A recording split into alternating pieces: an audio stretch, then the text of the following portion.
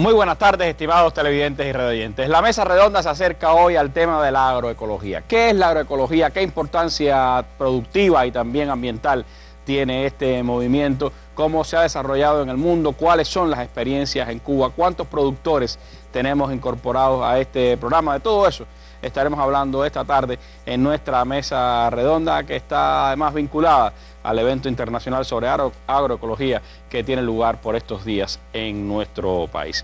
Me acompañan esta tarde en nuestro panel la compañera Camila Montesinos Urbina, quien es representante y enviada de la Organización de Mujeres Anamuri de Chile, participante en este evento sobre agroecología. También me acompaña Idiana Delgado Ruiz, coordinadora del Movimiento Agroecológico Campesino a Campesino en el municipio Huira de Melena, en la provincia de Artemisa. La compañera Dilen María Roque Jaime, coordinadora del Movimiento Agroecológico Campesino a Campesino a nivel nacional, es decir, en la Asociación Nacional de Agricultores Pequeños. Y también está con nosotros el destacado productor Caridad Robaina Hernández, quien es promotor agroecológico de la CCS Ñico López aquí en Arroyo Naranjo, en la capital del país. Con ellos estaremos compartiendo pues los análisis, las experiencias en esta mesa redonda. Quiero darle la bienvenida acá en el estudio al compañero Joel Palmero Meneses, miembro del Buró Nacional de la Asociación Nacional de Agricultores Pequeños, a otros funcionarios de la ANAP que nos están acompañando y también a compañeros de Argentina, España y Cuba que están participando en este evento internacional sobre agroecología y hoy están con nosotros aquí en el estudio. Siga con nosotros en la mesa redonda, durante 50 minutos estaremos hablando de este importante tema.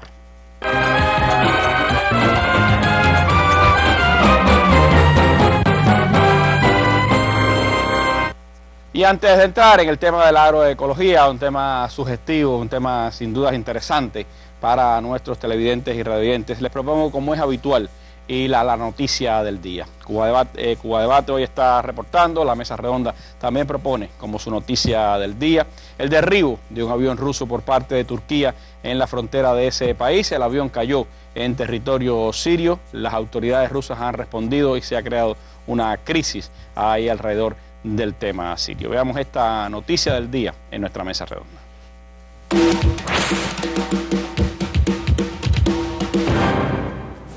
Un avión cae en picado en territorio sirio a tan solo unos kilómetros de la frontera con Turquía. Es el Sukhoi 24 ruso que la aviación turca afirma haber abatido esta mañana.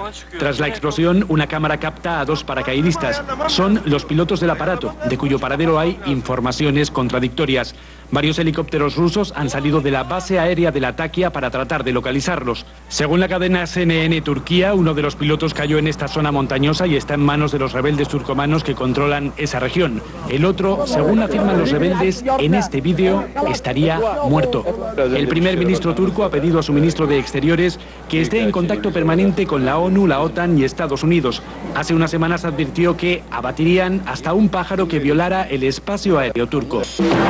La Organización del Tratado del Atlántico Norte, OTAN, se reúne de urgencia en su sede en la capital belga tras el derribo del bombardero militar ruso por parte de fuerzas turcas. El sitio digital de Radio Monte Carlo reseña esta información. La OTAN llevará a cabo una reunión extraordinaria de sus 28 representantes permanentes a pedido de Turquía para informarlo, entre comillas, a los aliados sobre el avión ruso derribado en la frontera con Siria. La pérdida de hoy se debe a un golpe que nos dieron a la espalda los cómplices del terrorismo. No puedo calificar de otra forma lo que ocurrió recientemente. Nuestro avión fue derribado sobre el territorio de Siria por un misil aire-aire del avión turco F-16. Nuestro avión cayó sobre el territorio de Siria a 4 kilómetros de la frontera con Turquía. Bueno, las autoridades rusas han dicho que están analizando con urgencia este asunto de mucha gravedad. La OTAN, por su parte, como se dice, está reunido a pedido de Turquía y sin duda es un momento de mucha tensión ahí en la frontera entre Turquía y Siria, que además pues está causando, podríamos decir, muchas fricciones a lo interno de esa llamada coalición internacional contra el terrorismo que se ha intentado puede buscar en las últimas semanas a pedido de Francia. Ahora mismo el presidente francés François Hollande está en Estados Unidos reuniéndose con el presidente Barack Obama y de ahí va hacia Moscú a reunirse con Putin en este enfrentamiento internacional contra el llamado Estado Islámico. Una situación sin dudas de mucha tensión. De último minuto se conocía que autoridades norteamericanas están diciendo que si hubo violación por parte del avión ruso del territorio turco fue apenas 30 segundos y no 10 minutos como dicen las autoridades turcas, y sin duda la situación se está poniendo tensa. Habrá que seguir este acontecimiento. Nuestra noticia del día de hoy, les propongo entrar entonces ya en el tema de la agroecología, su importancia y las experiencias que tenemos en nuestro país.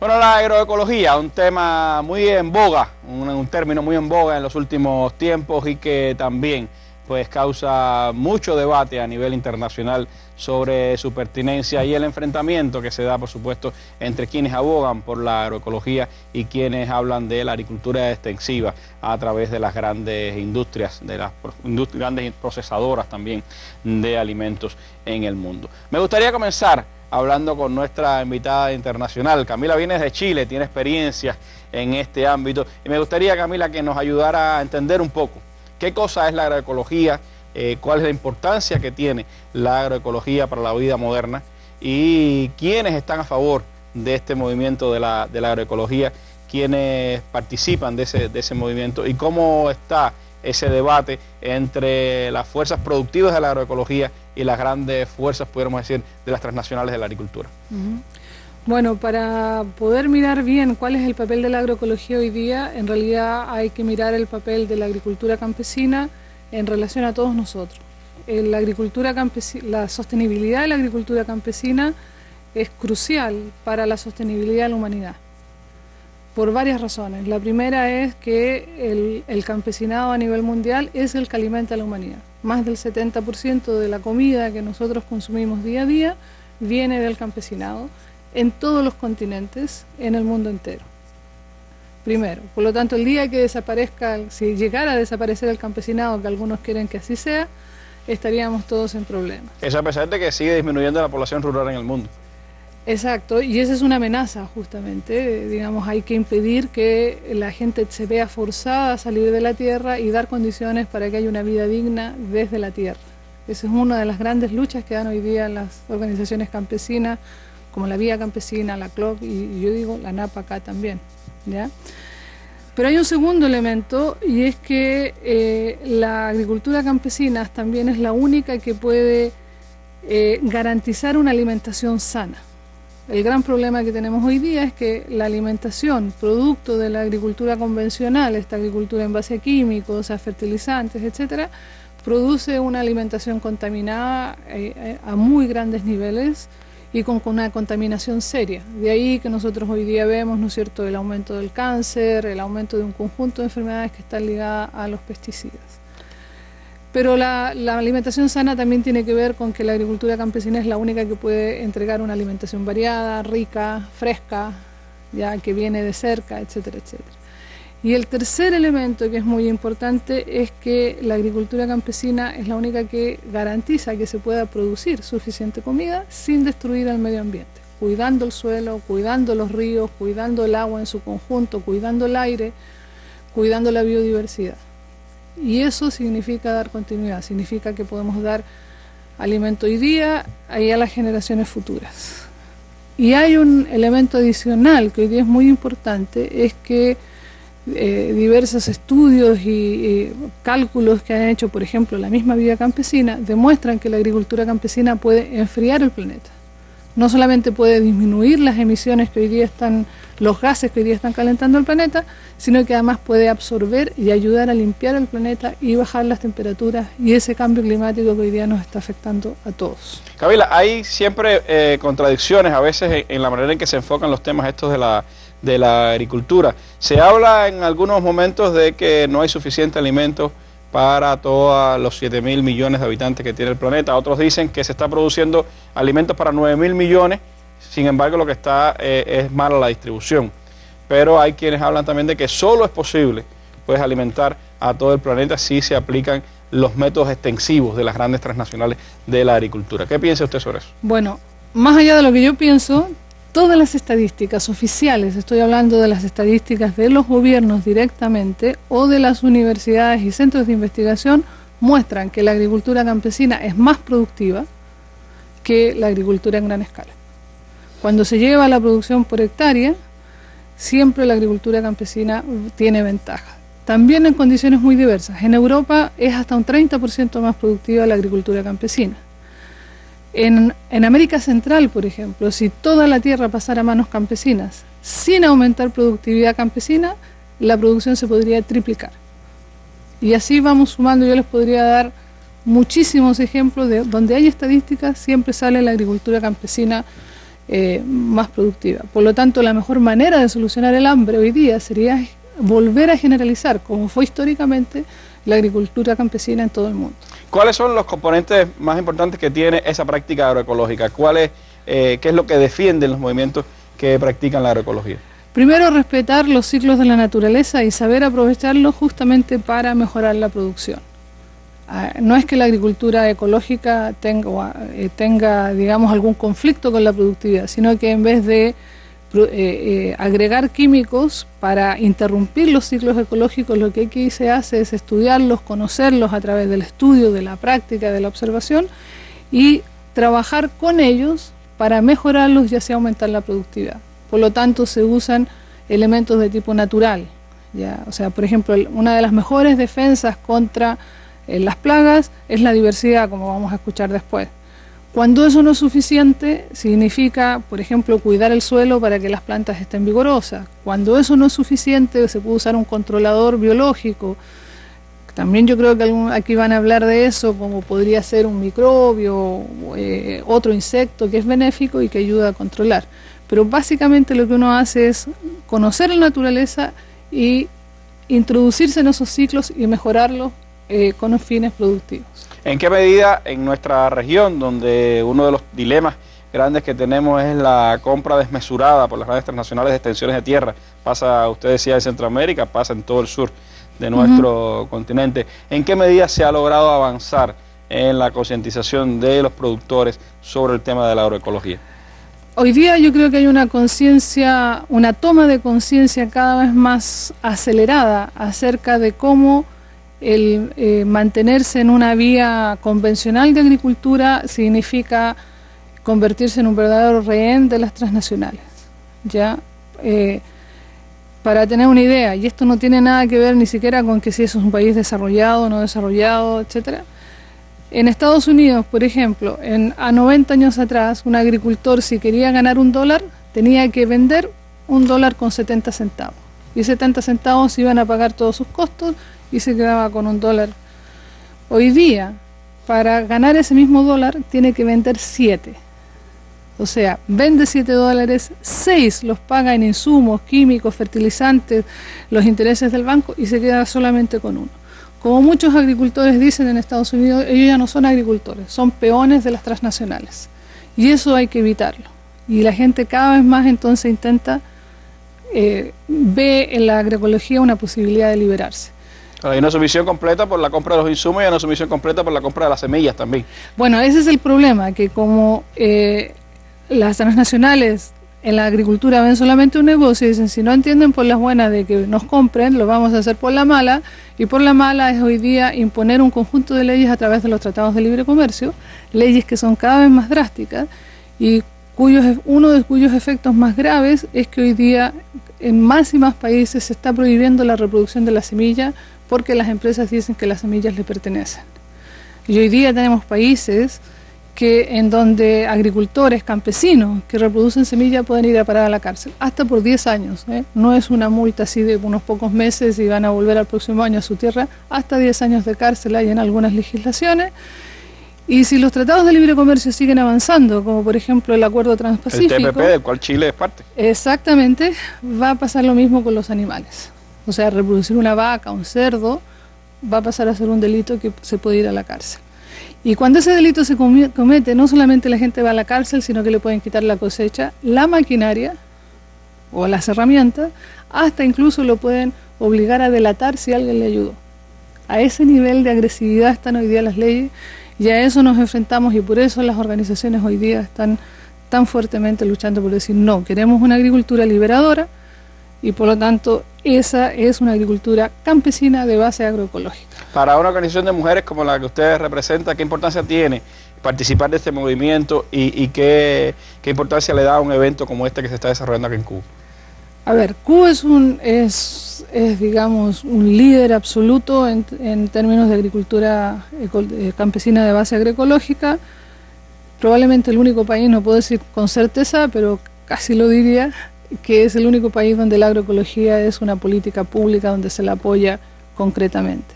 Y por lo tanto el avance de la agroecología aquí es un ejemplo para el mundo entero, porque como bien sabemos también es un avance que se ha hecho sin grandes recursos, con mucha inventiva, con mucho empeño, con mucha investigación, con muchos aportes humanos más que de dinero o de, no sé, alguna tecnología, digamos, de tipo caro. Es efectivamente una tecnología liberadora. Por lo tanto, en este evento yo diría que venimos principalmente a aprender. Para tristeza probablemente de los cubanos y cubanas que no aprenden mucho de nosotros porque ellos están mucho más adelantados. Y a ustedes como mujer, ¿qué les representa participar de este tipo de movimiento, pudiéramos decir? Una de las primeras cosas que hace la agricultura convencional es expulsar a la mujer del campo.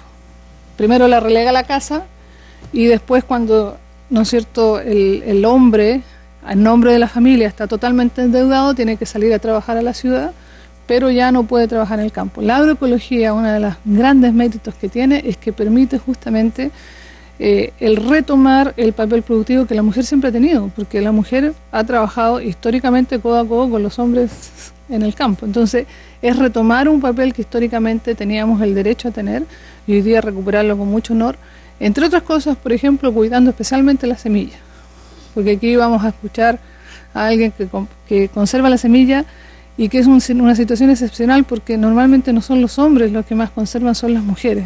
De hecho, las grandes conservadoras de semilla a nivel mundial son las mujeres. Bueno, las mujeres son las grandes conservadoras también de la especie humana. Así además, que conservar las semillas que nos dan alimentos, por supuesto, también es una gran misión que comparten con los hombres, ¿no? Además que inventamos la agricultura.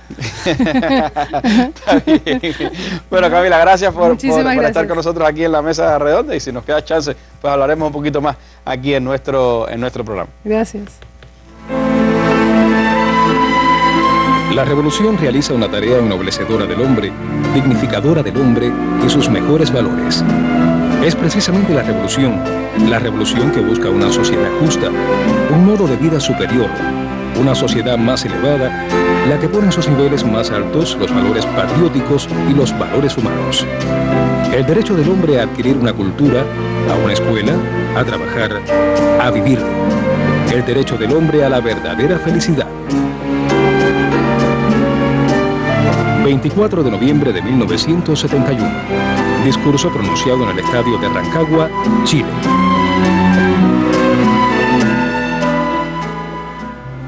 El miércoles, en la Mesa Redonda, capítulo 7 de la serie La historia no contada de los Estados Unidos. I have walked among the desperate, rejected and angry young men. I have told them that Molotov cocktails and rifles would not solve their problems, but they ask, and rightly so, what about Vietnam? If America's soul becomes totally poisoned, part of the autopsy must read Vietnam, a nation that continues year after year to spend more money on military defense than on programs of social uplift is approaching spiritual death. Johnson, Nixon y Vietnam, un revés del destino, es el título del séptimo episodio de la excelente serie documental de Oliver Stone, La historia no contada de los Estados Unidos, que será transmitida este miércoles en la Mesa Redonda. And after a pause, Johnson steadily increased the bombing of North Vietnam. In his inimitable way, he explained his strategy. I'm going up her leg an inch at a time. I'll get to the snatch before they know what's happening. The U.S. dropped 3 times as many bombs on tiny Vietnam as it did in all of World War II.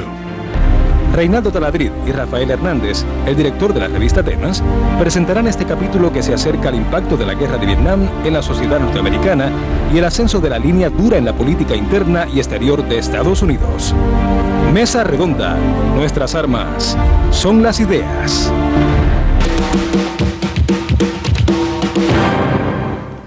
Bueno, de agroecología hablamos hoy en nuestra mesa redonda y por supuesto que además de mirar al mundo estamos mirando sobre todo a Cuba. ¿Cuál es la experiencia cubana en este campo? ¿Cuántos productores se han incorporado a este movimiento? De eso pues hablamos ahora en nuestro programa con la compañera Dilén María Roque Jaime, coordinadora del Movimiento Agroecológico de Campesino a Campesino en la Asociación Nacional de Agricultores Pequeños, a quien comienzo felicitándola porque es abuela hoy. Hemos recibido la noticia de que hace apenas unas horas es abuela, y por supuesto con esa felicidad imagino que nos traiga también buenas noticias aquí a la mesa redonda. ¿Qué experiencias, Adilén, tiene Cuba en este campo de la agroecología? ¿Cómo se ha organizado este movimiento a lo largo de los años? ¿Cuántos productores tenemos incorporados y qué importancia le conceden ustedes a ese trabajo en todo el país?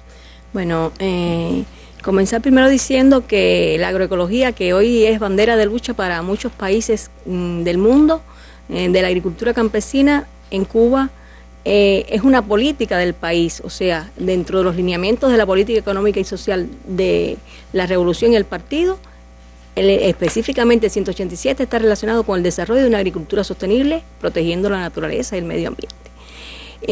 Y entonces esa es una realidad que hoy enfrentamos. La agroecología en la ANA tiene sus antecedentes, por supuesto, en la tradición campesina de siempre haber producido alimentos sin la aplicación de químicos, utilizando prácticas tradicionales como la tracción animal, la rotación de cultivos, la aplicación de materia orgánica. Ese es el primer antecedente que tiene en nuestra organización. Algo que perdimos un tanto después cuando tuvimos los fertilizantes, los pesticidas que venían desde la Unión Soviética o desde otros países socialistas y que nos llevó a otro tipo de agricultura. Exactamente, bueno, hay que también, eso tiene una explicación, ¿no? Claro.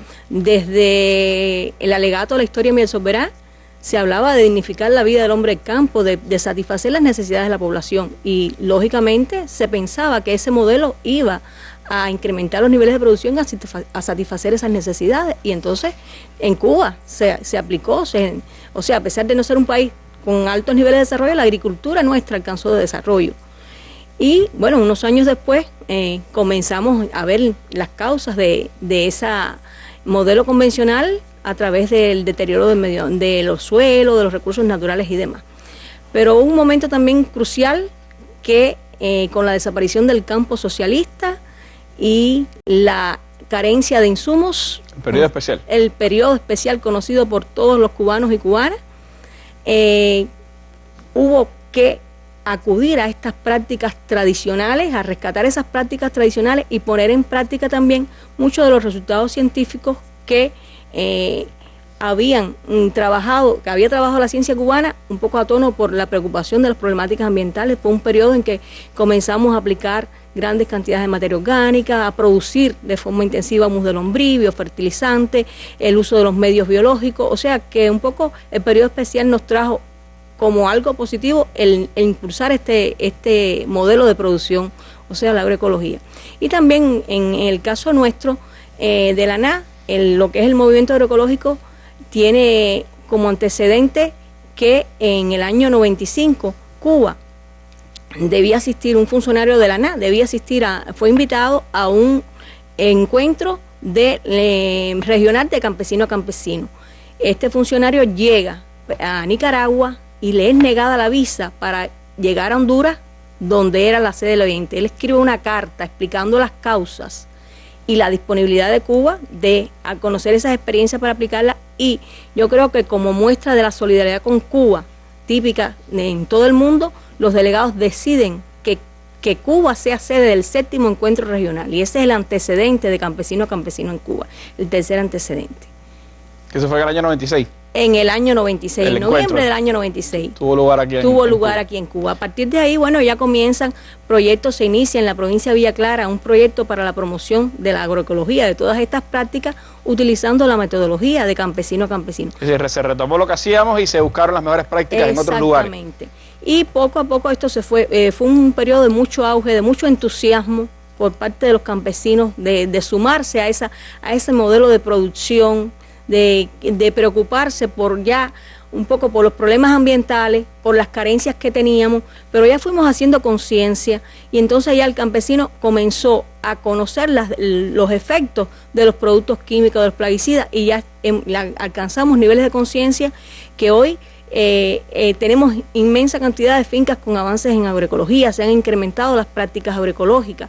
Cuando iniciamos, recuerdo que los campesinos le preguntamos, ¿y qué prácticas agroecológicas hace? Y el campesino ni siquiera hacía agroecología, pero no sabía que estaba haciendo agroecología. Sin embargo, hoy por lo menos disfrutamos mucho cada vez que vamos a fincas, y esos maestros campesinos, que son los que nosotros identificamos, que fueron los primeros que hacían esas prácticas y que después los utilizamos como promotores para promoverlas, para multiplicarlas. Llegamos, por lo menos yo me siento muy feliz, muy satisfecha cuando hacen todo un derroche de conocimientos, de experiencias de vincular. ¿Y por qué el movimiento se llama de campesino a campesino? Bueno, se llama, como su nombre lo dice, porque se fundamenta precisamente en el intercambio, en la divulgación entre campesinos y campesinas.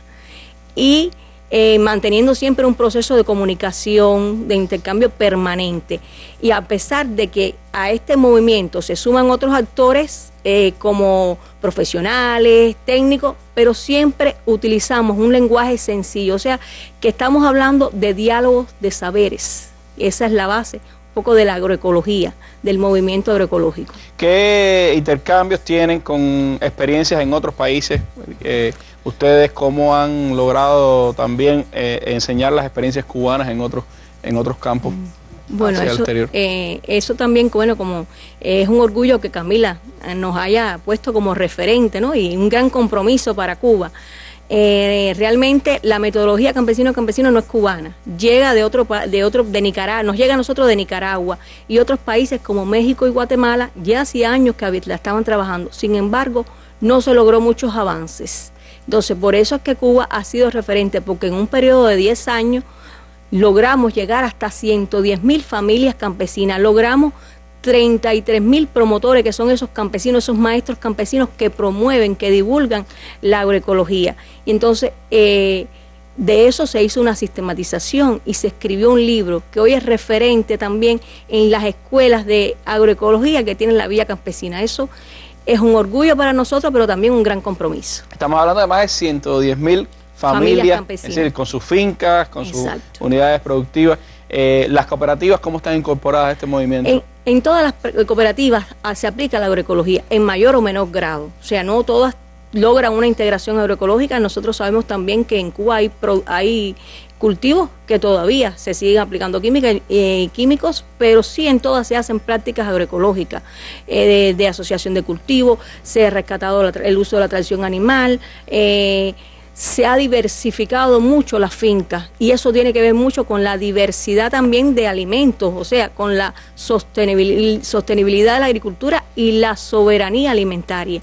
Y eso también es un resultado de la aplicación de las prácticas, las técnicas agroecológicas. Cuando estamos hablando de estas 110.000 familias campesinas incorporadas, ¿estamos hablando solo de familias tradicionales campesinas o estamos hablando de los nuevos arrendatarios de tierra que también se han incorporado? Ahí estamos hablando de familias tradicionales, pero también creo que eso es una cosa importante, porque los nuevos arrendatarios, ya con la experiencia vivida, están insertados en el proceso en la agroecología, en la aplicación de estas prácticas agroecológicas, en la diversificación de la finca, y es una meta que tenemos, un gran reto el continuar en los procesos de capacitación con esos nuevos productores, que hay muchos que ni siquiera tienen raíces en el campo, y ahí estamos trabajando fuertemente, no solo la ANA, o sea que ahí se suman otras organizaciones, porque esa ha sido otra de las cosas que hemos hecho. Cuando llegó la agroecología, habían otras organizaciones que aplicaban, que estaban también trabajando esta temática, y nosotros siempre hemos dicho que aquí no se trata de restar, sino de sumar, y los hemos sumado, y yo creo que entre todos y unidos es que lograremos que avancemos más en los temas estos de la agroecología. Y quería decirte, bueno, que hablamos también de familia. de familias campesinas, porque sin duda los sistemas agroecológicos resultan muy atractivos para la incorporación de la familia, porque hay opciones de trabajo para todos los miembros de la familia, incluso hasta para los niños, y esto es un gran mérito porque es la garantía de relevo. Ese niño que se educa ya en ese sistema agroecológico, le vamos creando desde muy pequeñito el amor a la naturaleza, a la tierra, a la necesidad de trabajar el hombre del campo, y es la garantía de relevo que hoy, como decíamos hace un ratico, es un problema en el mundo, la migración hacia las ciudades y que no vamos a contar con personas que trabajen en el campo. Eso nos pasa a nosotros también, es un tema de los que seguimos abordando también cuando hablamos de los problemas demográficos que tiene el país. Ahora, Adilén, un citadino se pudiera preguntar, bueno, si estamos tan necesitados de producir alimentos, uno de los problemas que tiene el país es la necesidad de más alimentos. Practicar la agroecología no sería un freno a la producción de más alimentos, no es por el método extensivo con el uso de fertilizantes y de plaguicidas y de pesticidas el que nos va a producir más alimentos. ¿Qué le contestaría usted? Bueno, yo pienso primero, la política del país está dirigida a incrementar la producción de alimentos. De ahí que se hayan tomado todas esas medidas de incrementar el número de productores, de entregar esas tierras en usufructo. Eso es parte de la política del país. Y desde el punto de vista de la agroecología, también es una alternativa, porque el otro mérito de la agroecología no es solo, además de incrementar la diversidad de alimentos, es el producir alimentos sanos y de alta calidad. Es otro de los méritos que tienen los sistemas agroecológicos. Y es un reto que tenemos, el continuar incrementando estos niveles de producción bajo principios agroecológicos, bajo principios de una agricultura sostenible, porque solo de esa manera cumpliremos ese deber patriótico número 1 del campesinado cubano, que siempre ha sido producir para el pueblo. ¿No está reñida la productividad con la agroecología? No, para nada. Si hablamos de participación de centros científicos en el país, en este movimiento. Bueno, hay una estrecha relación, esa es una peculiaridad de Cuba también que nos permitió avanzar mucho. En otras regiones del mundo los científicos andan por un lado y el campesino por otro. Y en Cuba el campesino está ahí acompañado de los centros científicos. Prueba de ellos es que nuestra organización tiene firmados convenios de colaboración con más de 30 instituciones y organizaciones científicas que tienen que ver precisamente con los procesos de capacitación, con los procesos de validación de muchos de los resultados de sus centros científicos. O sea, el criterio del campesino es importante a la hora de validar un resultado. Eso ocurre en Cuba, en otras regiones del mundo, lamentablemente no. Bueno, de estas experiencias y de otras del mundo están teniendo intercambios ahora aquí en nuestro país. ¿Cómo está transcurriendo el evento que tiene lugar sobre agroecología? ¿Cuántos participantes internacionales tenemos? ¿Cuáles han sido los temas más importantes que han debatido? Bueno, como bien decías, este evento dio inicio el pasado 22. Cuenta con 250 delegados, de ellos 151 de un total de 25 países. Tenemos una fuerte representación también de delegados cubanos, tenemos 90 delegados cubanos, porque el evento se caracteriza precisamente por el intercambio, y en ese evento estos delegados cubanos, que son promotores de este movimiento agroecológico, expondrán sus experiencias, o sea, vamos a verlos como científicos exponiendo sus experiencias. Y otro elemento importante del evento es que se ha logrado visitar fincas en diferentes grados de integración agroecológica en todo el país. O sea, que también es un resultado del movimiento, porque habla de una masividad, de una generalización de experiencia. O sea, desde el domingo hubo una avanzada de este evento que partió hacia las provincias orientales a visitar, o sea que estamos visitando desde Pinar del Río hasta Guantánamo, y estamos todos muy conmovidos por esas cosas que están viendo, porque se conmueve mucho por esos conocimientos de esos campesinos, de esos grandes maestros campesinos. Bueno, pues les propongo entonces, Adilén, a usted y a nuestros televidentes ver una experiencia, la experiencia del movimiento en la finca de la Loma del Hambre, del productor Roberto Cabrera, que nuestros compañeros nos han traído, el sistema informativo nos han traído a la mesa redonda. Los campesinos mayabequenses se caracterizan por la aplicación de biofertilizantes y bioinsecticidas obtenidos en los centros de investigación de la provincia. Pero en la finca Loma del Hambre, ubicada en Bejucal, el productor Roberto Cabrera promueve la aplicación de otras técnicas para fomentar la agroecología en el territorio. Mi finca no es una finca convencional, es una finca entre lomas, con mucha pendiente, con lugares que están muy erosionados por el arrastre de las aguas. Y entonces, entre las prácticas agroecológicas que se hacen necesarias, por ejemplo, la recogida de piedras, porque es un terreno muy pedregoso. Esas piedras se utilizan en las barreras muertas para poder trabajar estas lomas en formas de terraza. Otra de las prácticas agroecológicas son, por ejemplo, las barreras vivas, donde se aprovechan todos los desechos de cosecha, donde las mismas barreras muertas aguantan todos esos nutrientes en esas barreras vivas que están hechas principalmente de mango que ya está en producción. Otra de las prácticas agroecológicas que se utiliza es el arrope, por todos los medios evitar de que las candelas penetren y erosionen el suelo. Con 5 hectáreas de tierra dedicadas al cultivo de frutales y forestales, esta finca es objeto de una transición agroecológica. Dentro de las medidas implementadas para la conservación del suelo figura el sistema de cultivo por terrazas que promueve la utilización de barreras naturales. El método de cultivo por terraza implica, por ejemplo, el mínimo laboreo. Yo, como no tengo agua, siembro nada más que en primavera y me ha dado buen resultado. Pongo la barrera muerta hecha con las mismas piedras que recojo del terreno y hago un muro de contención encima de esa barrera muerta. Entonces, que siembre el frutal. Cuando el frutal es pequeño, se le siembra intercalado plátano en el medio para que aguante más tierra, pero bueno, ya en este caso no se hace necesario. Y entonces esas curvas de nivel o esas terrazas son las que yo trabajo. Paradójico a su nombre, en la Loma del Hambre crecen hoy 16 variedades de frutales, dentro de las que se destacan mango, aguacate, melocotón y guanábana. Una de las prioridades del campesinado cubano es incrementar los niveles productivos de las cosechas. De esta manera, la agricultura en la provincia se caracteriza por diseñar alternativas sostenibles que aseguren la alimentación a escala local. En Mayabeque, Jainet Borrero, especial para la Mesa Redonda. Este jueves, en la Mesa Redonda, los trasplantes de órganos y tejidos en Cuba. ¿Quién y cómo pueden ser donantes de órganos y tejidos en Cuba? ¿Qué procederes legales y médicos se siguen para un trasplante? ¿Cuál es la experiencia cubana en este campo? ¿Cómo es la estructura organizativa? ¿Y qué resultados se han obtenido? Sobre estos importantes temas hablarán el jueves en la Mesa Redonda directivos del Ministerio de Salud Pública y de reconocidas instituciones hospitalarias. Cuba Visión Internacional y Radio Habana Cuba transmitirán este programa a las 7 pasado meridiano y el canal educativo lo retransmitirá al final de su emisión del día.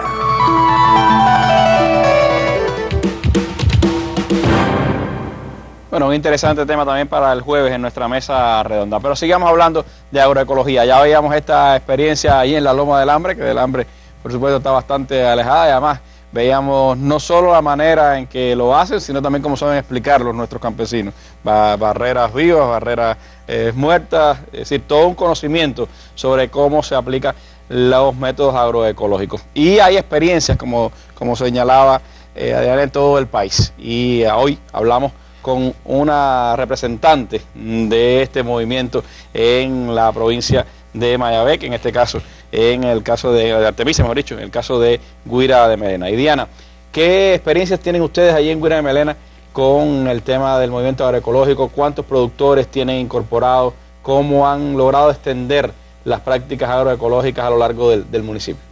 Bueno, en nuestro municipio, después del 11º Congreso de la ANA, que nos hizo un llamado a promover e enfatizar la agroecología, nosotros, de las 365 fincas que tenemos de propietarios y 255 de usufructuarios, hemos logrado tener 350 promotores en agroecología, los cuales promueven las prácticas agroecológicas. Nosotros somos un municipio que producimos cultivos varios y estos cultivos varios son de alto rendimiento.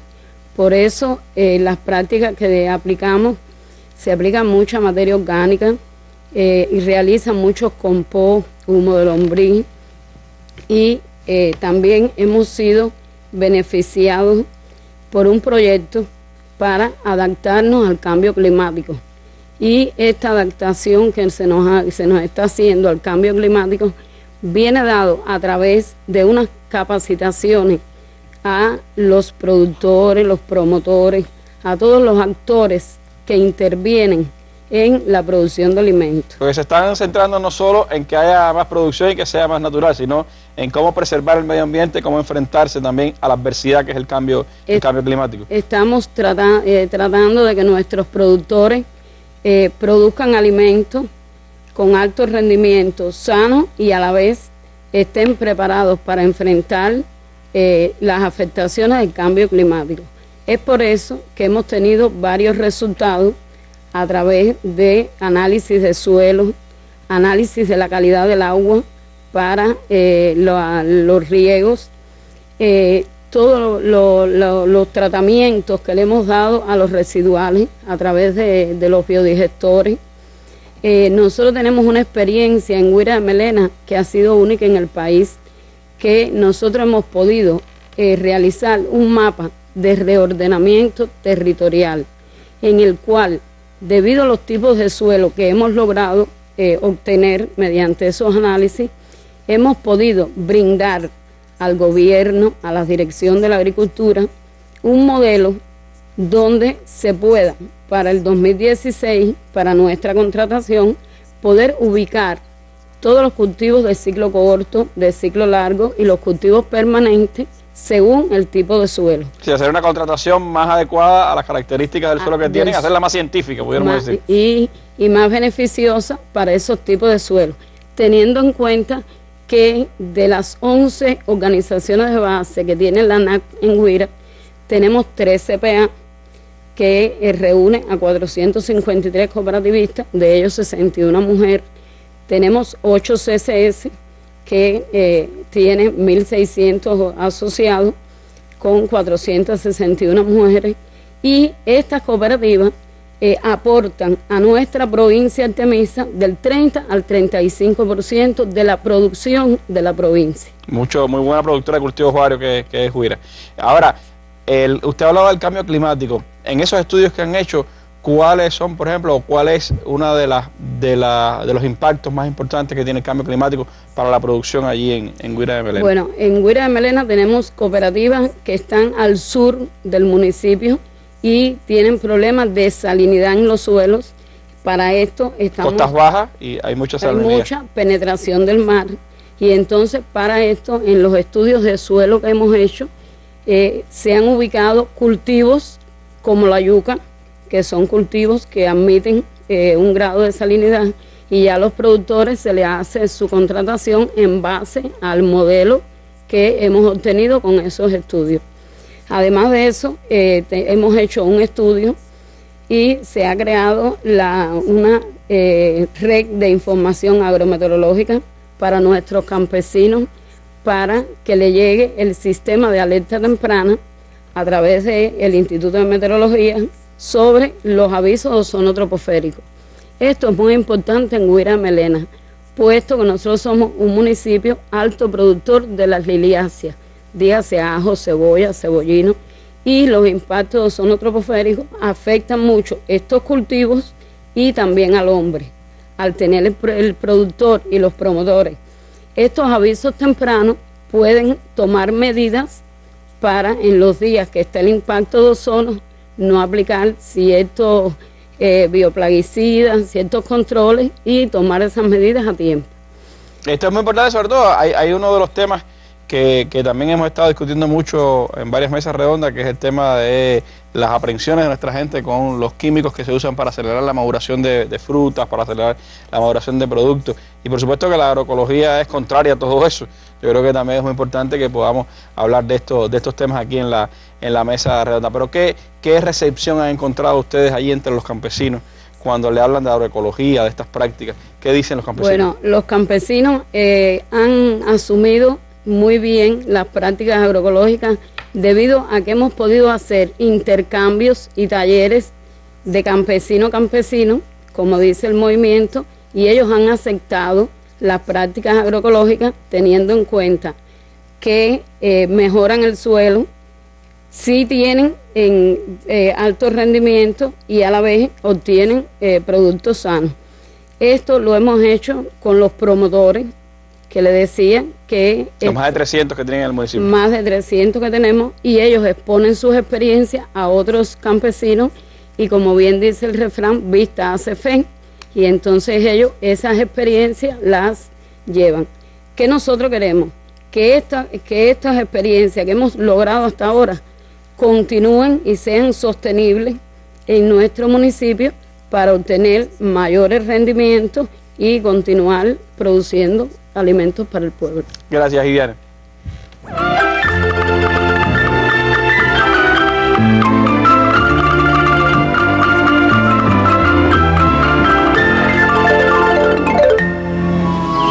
Yo he sido continuador de la tradición de mis abuelos y mis padres, que han sido toda la vida campesinos, y ahora estamos fomentando esta finca con prácticas agroecológicas para yo, con este pequeño espacio de área que tengo, poder sanear y poderme sentirme satisfecho cómo estoy saneando y contribuyendo a mejorar el medio ambiente. La finca Cascajales, perteneciente a la Cooperativa de Créditos y Servicios Lenin del municipio Consolación del Sur, se extiende por apenas 5 hectáreas dedicadas a la producción de frutales, cultivos varios y hortalizas.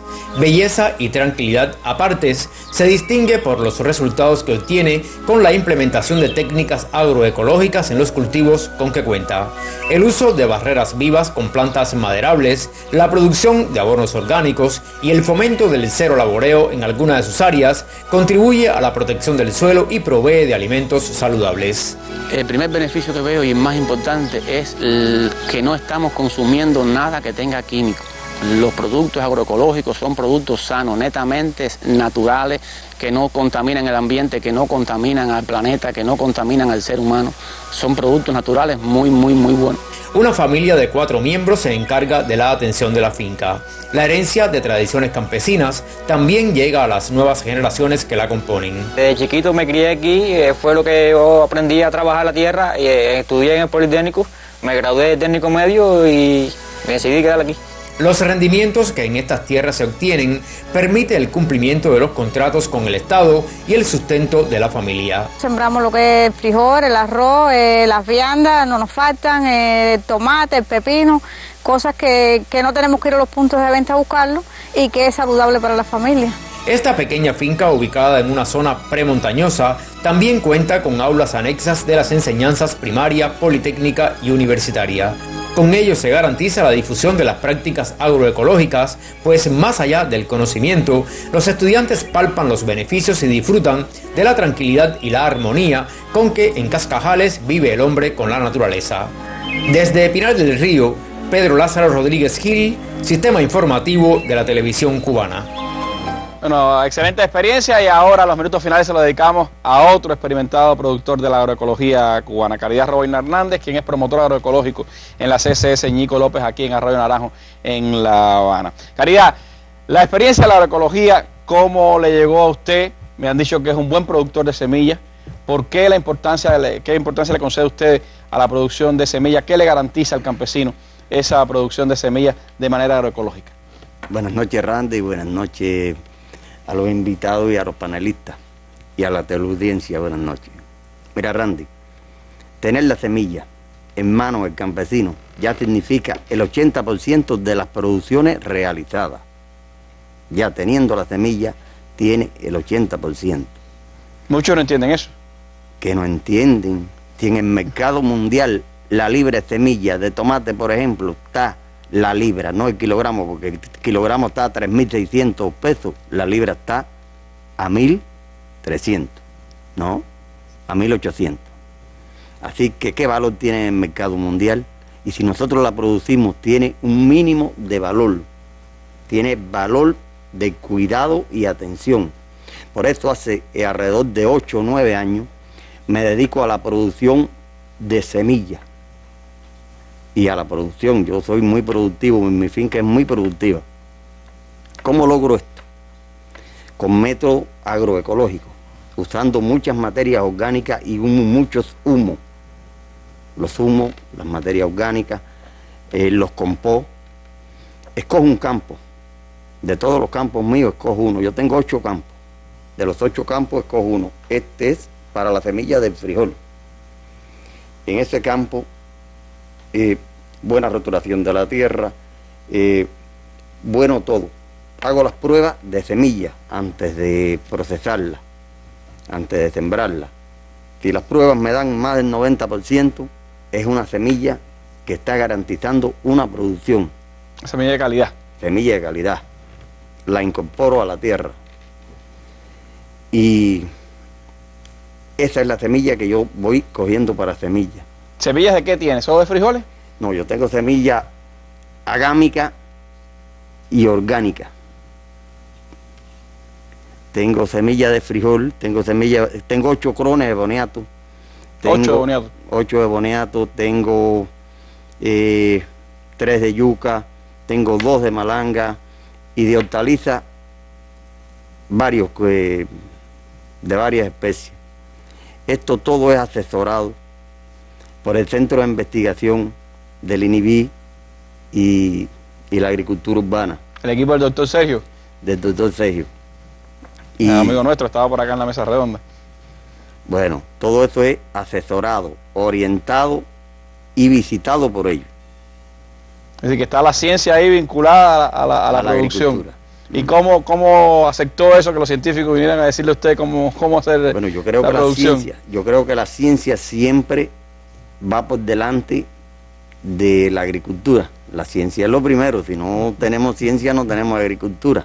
Y basado en estos dilemas fue que yo acepto. Y no es que acepto, voy a seguir aceptando toda una vida. Porque a mí me gustan las cosas con calidad, y para lograr calidad tenemos que lograr la investigación de todo. ¿Y cuando produce la semilla, qué hace, Caridad? ¿Cómo guarda la semilla? Bueno, yo la semilla cojo tanques plásticos, que son los más fáciles de adquirir. Hago un secado perfecto de la semilla antes de las 10 de la mañana. Porque la semilla pasada de las 10 de la mañana, si la pone a secar, pierde... Se seca mucho. Y se seca mucho y pierde de germinación. Ya va perdiendo la germinación. Antes de las 10:30 de la mañana, pongo el secado de semilla. Después, para comprobar si está bien seca, la echo en un vaso bien seco también, con sal. La bato bastante, y si ella no humedece la sal, ya esa semilla está para ser guardada. Hay veces que guardo 20 tanques de semilla. De esos 20 tanques yo siembro 6, 7 tanques. ¿Qué hace con los de resto? Se los doy a los campesinos. ¿A los de allí de Arroyo Naranjo o de otros lugares? No, a veces vienen del Cotorro, de Guanabacoa, de La Habana del Este.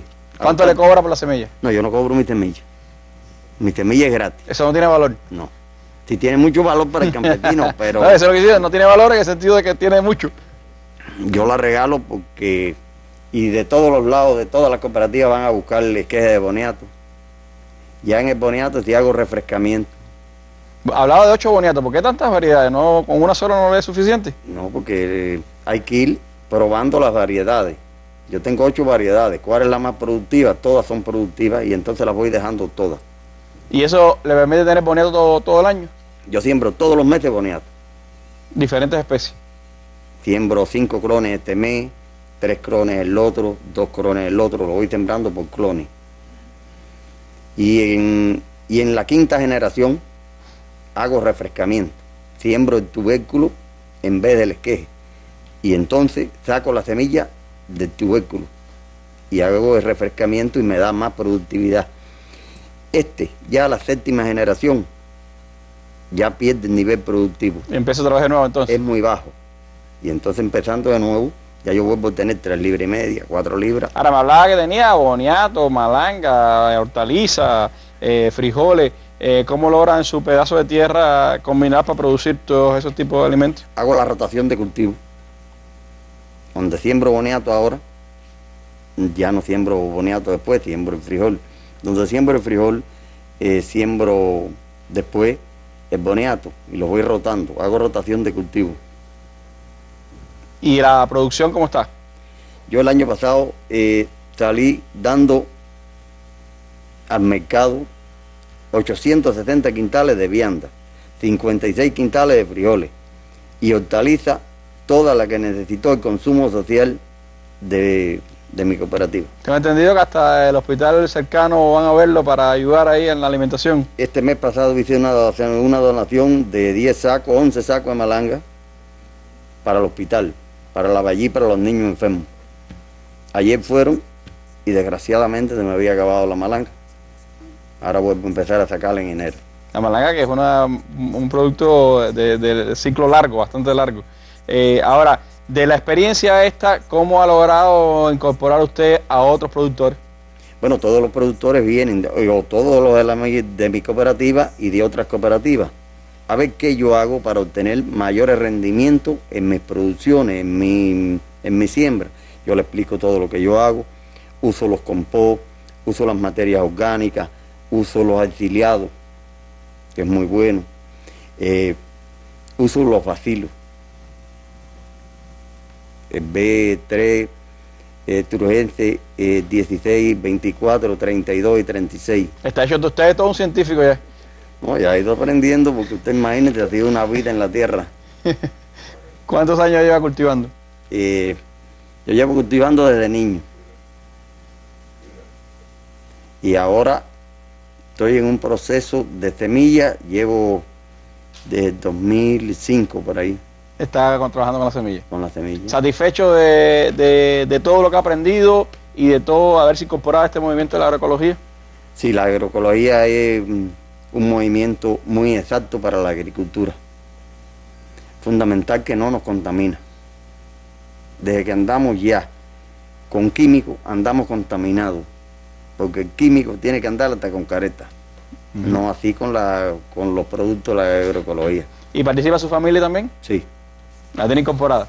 Incorporada. Ahora mi mujer tiene un proyecto de flores que está firmando para la incorporación de flores al movimiento agroecológico. Sí. Bueno, Caridad, muchísimos éxitos en su proyecto allí, un ejemplo para los productores, ojalá muchos más se sumen a este movimiento de la agroecología, los que todos los días estamos en contra de que se le siga metiendo químicos a los alimentos. Por supuesto que estamos muy satisfechos con que todo esto siga avanzando y sobre todo con el compromiso que tienen los productores, no solo de hacer prácticas agroecológicas, sino de hacer también prácticas agroecológicas eficientes, que ayuden a que haya más alimentos en el país y que haya mejores alimentos en el país. Es un movimiento a escala internacional, pero que en Cuba tiene una concreción importante y por eso qué bueno que en estos días estén reunidos acá en La Habana, estén discutiendo sobre estos temas y estén visitando fincas en todo el país. Le agradezco muchísimo a ustedes habernos acompañado esta tarde en nuestra mesa redonda. El tiempo ya se nos acabó lamentablemente. Le agradezco también a los invitados que han estado con nosotros en el estudio. A ustedes los invito a que mañana sigan con nosotros en la mesa redonda. Estaremos con el 7º capítulo de la historia no contada de los Estados Unidos, una interesantísima serie documental que hemos estado transmitiendo todos los miércoles en nuestra mesa redonda. Nos vamos con nuestras imágenes del día, a la reunión que ha tenido lugar esta tarde entre el presidente francés François Hollande y el presidente norteamericano Barack Obama, en la que han estado hablando de diversos temas, entre ellos el del terrorismo. Imágenes del día. Muy buenas noches.